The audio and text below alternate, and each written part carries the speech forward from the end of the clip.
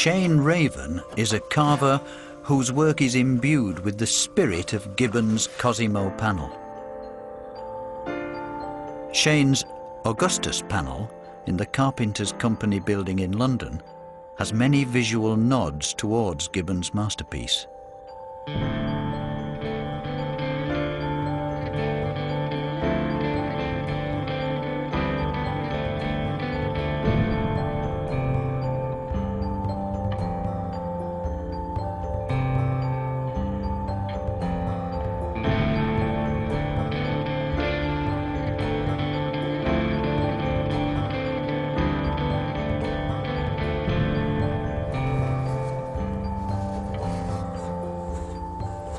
Shane creates grand fantasies in limewood, like this Horn of Plenty.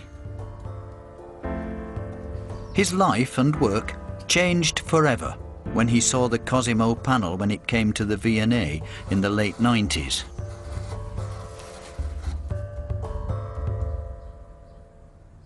I found it quite emotional. It is, to be quite, it's like childbirth. It's when my daughter was born. I just went in.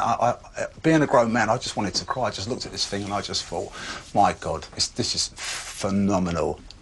And the piece that struck me the most was the cravat that was carved, which was hanging underneath one of the crowns, and it was unbelievably beautiful. It was so tactile. It was just so it almost moved.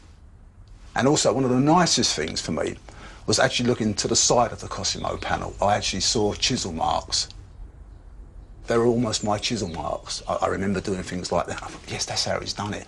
It was so personal. And then I connected with Grinling Gibbons. I connected with the 17th century, and that was the moment for me that I just thought was phenomenal. It was an epiphany, literally.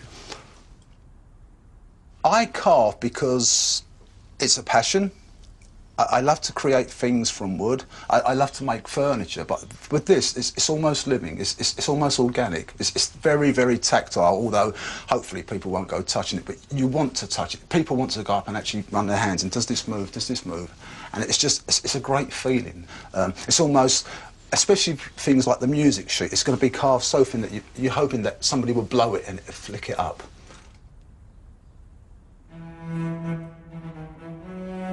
The Cosimo panel is a joyous celebration, but it's also a kind of elegy, marking the end of the golden age of Charles II. It was to be the final piece Gibbons completed for the Merry Monarch, who died in 1685, to be succeeded by his brother.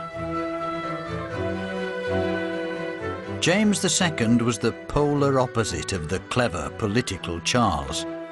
Dictatorial, arrogant, James was openly Roman Catholic at a time when the religion was feared by his subjects.